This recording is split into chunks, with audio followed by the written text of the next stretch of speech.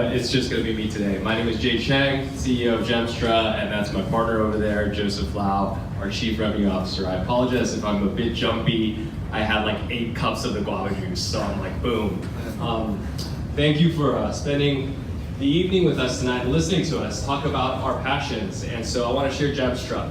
Our passion is about distributing consumer value back to people and households. Kind of give you a background, the big background. We have a $24 trillion global retail economy. That economy is going up and growing, but less and less people are making that money. It's Facebook, it's Amazon, it's Taobao, and it sucks. But our vision is to redistribute that consumer profit back to people through the model of social selling. And our project is about building a blockchain infrastructure to do 2 things. To A, democratize and decentralize the selling model, and B, to liberate it for that $24 trillion economy. And I'll share with you how we're going to do that through this presentation. Social selling, if you don't know what it is, classically called direct selling. There are 120 million people in the world benefiting from this model today. It's a $180 billion business. Known companies are Amway, Avon, Mary Kay. Billion-dollar behemoths that empower people through multi-level sales models to give them financial freedom. Did I say MLM? There are bad actors in MLM, I know that. There are recruit schemes, there are membership schemes. We're not that. We are built by people like Classic Cindy, who in the 1900s started selling products. They sell an honest product, and they went door to door for nearly 100 years, representing brands and creating value and earning commissions for herself. And this was an onerous and tedious process until about 10 years ago, when you had the rise of digital selling, and you have the expansion of social media, and all of a sudden you got a company out of the US called LuLaRoe. It started 7 years ago. It did $1.5 billion in sales last year, selling $20 leggings. $20 leggings, $1.5 billion. This is a very powerful selling model. In 10 years, this is growing 10% year over year across the globe. In places like Asia, it's at 20%. In China, it's 22.5%. So we are a $1 trillion market in 10 years with over 500 million people involved. And that's just what we're doing today. But the problem with this is here. This model is walled off and trapped away. Broader retail can't get in because there are high barriers to entry. The systems are complex, it's expensive to set up, and generally it's hard to build that early momentum. So you got this oligarchy of giants here that are making billions of dollars, and they basically dominate the market and create captive silos. So it's pretty inefficient. But what sucks really bad is for somebody who's like Cindy, who's selling LuLaRoe, she's trapped. She can't do anything. She's got zero mobility. She doesn't have access to her data.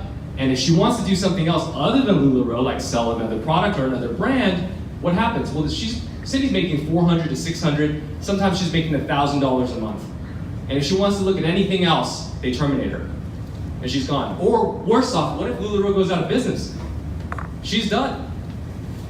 So to solve this, what we wanted to do was we wanted to build this model where we broke down those walls. So in 2015, we started working on the first social selling marketplace, and last year in 2017, we launched it. And the premise was this, that we would allow any retail brand to participate in the social selling channel, a channel that they didn't have, simply by integrating their catalog with our marketplace. And for the first time, Cindy, the seller, has the ability to choose the products that she wants to represent and sell the brands that she wants. So I can show you the demo of this later. But what happened in 10 months is we got 3,000 sellers on board. We added 8 brands that did over $5 million of sales in 10 months, and this was an MVP. And we said, wow, this is working. So it proved to us 2 things. One is that retail wants to get into this channel of selling because it's a powerful one against a background where, you know what, they're being consolidated, a lot of them. And 2, sellers want freedom. They want to be deleveraged from the captivity that they're in. Now that's great, we built an amazing business, but what we built again was another silo.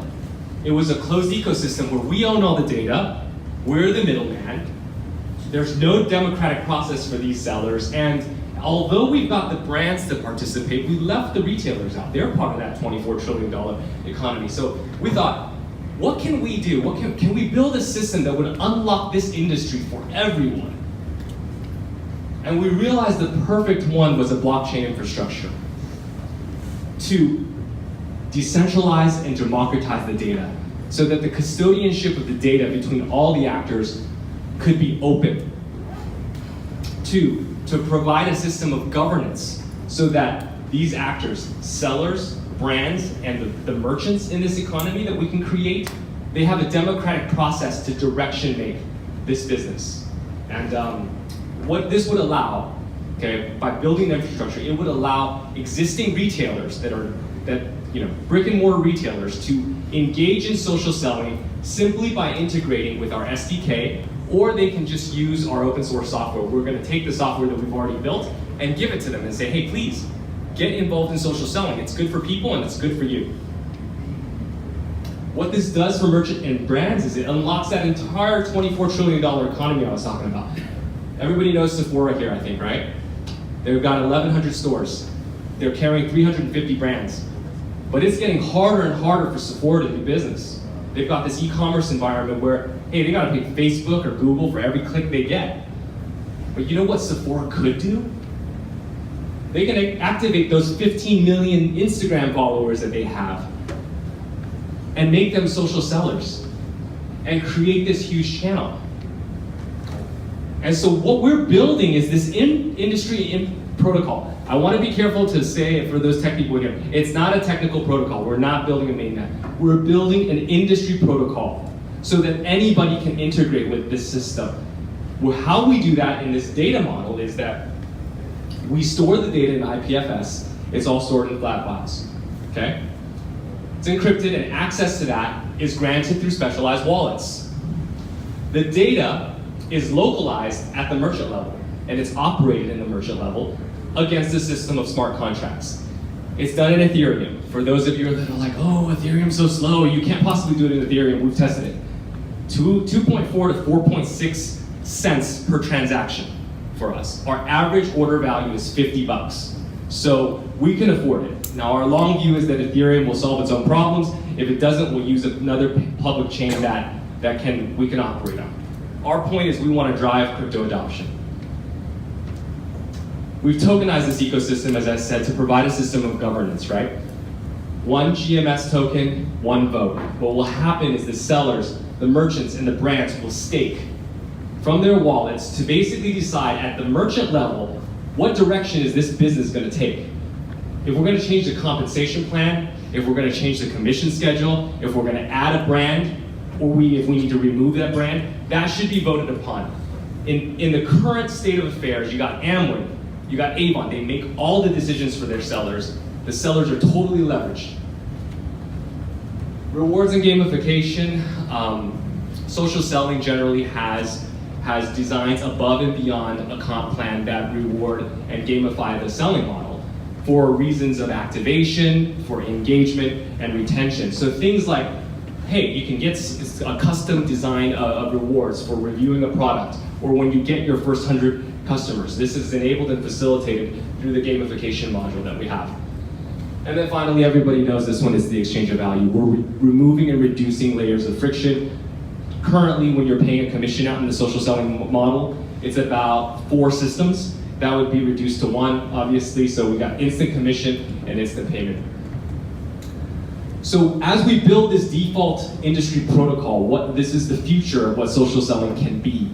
Okay? We know it's going to $1 trillion without us, but with us in it, what happens is we unlock this $24 trillion of retail that can possibly cross over into the ecosystem. And what we want to do in 10 years is capture 50% of an unknown, unpredictably large market. That's what we can do. And that money, all that consumer value, that's going back into homes and households, not Facebook, not Google.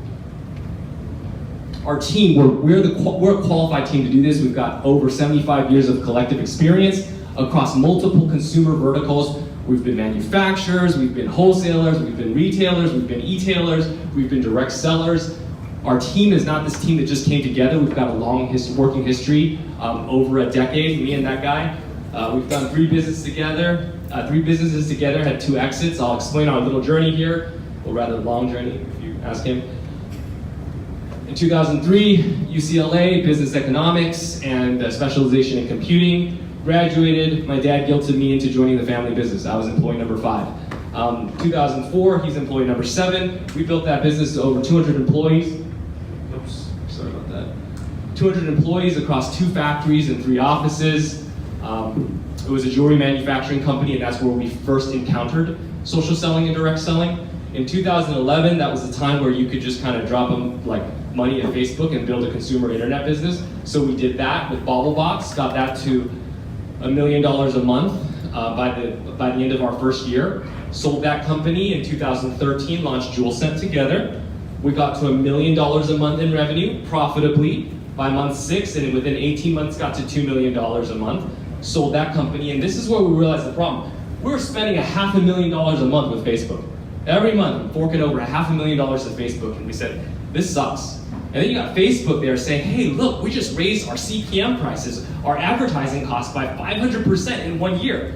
Their stock price went up, but retail went to, well, I won't say that word.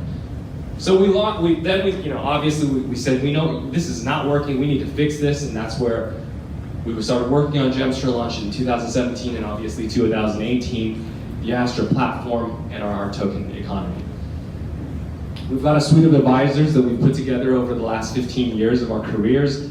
We have ICO advisors, but we have classic advisors. Will Xu is the co-founder of Mucker Capital. They're a leading Silicon Beach VC firm. They put money, equity round into us in 2015. Mucker Capital, they brought Western technology investments. WTI out of Palo Alto was the first money into Facebook. And Ivan Ramirez, ex-VP at Overstock, left to build his own company. All these guys are C-level guys with plenty of experience, and they've been advising our companies for the past, 5 to 10 years. How we make money, okay? What kind of differentiates us from other projects is we're already making money. Boutiques USA, I told you there's a brand called LuLaRoe that did $1.5 billion last year in 7 years, a single brand. We're gonna aggregate 5,000 brands in Gemstra USA on boutiques. We'll get to 10 billion. The next largest and the largest and most exciting market in the world is China. That's a $40 billion market in 10 years, okay? We were in China last week. It was a super awesome trip, even though it was the crappiest, crypto week ever. We had a guy, a real estate developer, say, what, we want to do a JV here. We want to take your technology, take your marketplace, and deploy it in China. And so we've got a joint venture where they're going to do the $8 million A round there. And so that's an equity deal out of China. And then Korea is kind of our next place of footprint. And just yesterday or 2 days ago at another event, a Singapore dude wanted to build it here. So it was super awesome. You got this other environment where there's thousands and thousands of retailers that can kind of come into this ecosystem for a huge amount of volume, and on top of the Astra platform will be $500 billion of volume, earning 1 to 2% in total. What that'll look like in the next 4 years is we'll end 18 at 4,500 sellers, 10 brands, and $5.5 million of volume. How we're going to grow next year is we're going to acquire sellers. We know the cost per acquisition. We know the unit economics of our business. So sellers cost $150. They bring in $1,200 a year. Do the math, we're $100 million next year. Okay, now we've built fast, hyper revenue growth businesses. It's not going to be easy, but we're going to do it. 2020 is when it gets super interesting, where we'll bring our first 2 merchants into the economy. And we're going to spend, if you look here, $1.5 million, $750,000 each to engage the likes of somebody that looks like Sephora or Ulta Beauty. And we're going to say, hey, look, we're going to teach you how to do this business. You're going to add this channel that you don't have. You want to do it? I think they're going to say yes. And as we go forward, you'll look that we'll just continue to add merchants into this economy, where we're unlocking this social selling channel for everyone. Our tokens, 40% of them are going on sale, 30% for growth and operations. Why? We're paying commissions and paying vendors out of this pool, 20% for the team. We've got a 4-year vesting period, 1 year with a 1 year cliff. So 25% of our tokens vest for us at year 1, and then it's 36 months of linear vesting. So you know that you've got a team committed to the success of this project. Advisors and partners for 10%. We're doing 16 billion tokens at 3/85 of a cent each. Our soft cap is 3 million, our hard cap is 18 million. We've already fully subscribed our soft cap last week in China. We were gonna just stop there and do public out, and you've been hearing about people not doing public sales and doing everything in private, so I think we're gonna extend and raise our limit on our private round. We will have public utility on November 1st. So as of November 1st, they're gonna be able to do 2 things in our ecosystem. One is earn commission. You're gonna get a 5% bonus if you take your commission in GMS token, and you're gonna get a 5% discount if you spend GMS token to buy product. Okay, so we know we have active people. There's 4,500 sellers in there that are gonna do that. So our kind of token sale, private sale is ongoing. We had a public sale planned for October 1st. Given the state of the market, everybody knows about it. It's sucky. We might push that back. Private roadmap. Close the sale, distribute the tokens. We've got, privately speaking, we've got a liquidity path. We've got post ICO path for our investors. It's pretty thoughtful, and I can share that kind of detail in person. In summary, a proven business, a proven team, for real social impact, which is something that is desperately needed in crypto today. That's how to get in touch. Thank you very much. Jay Cheng.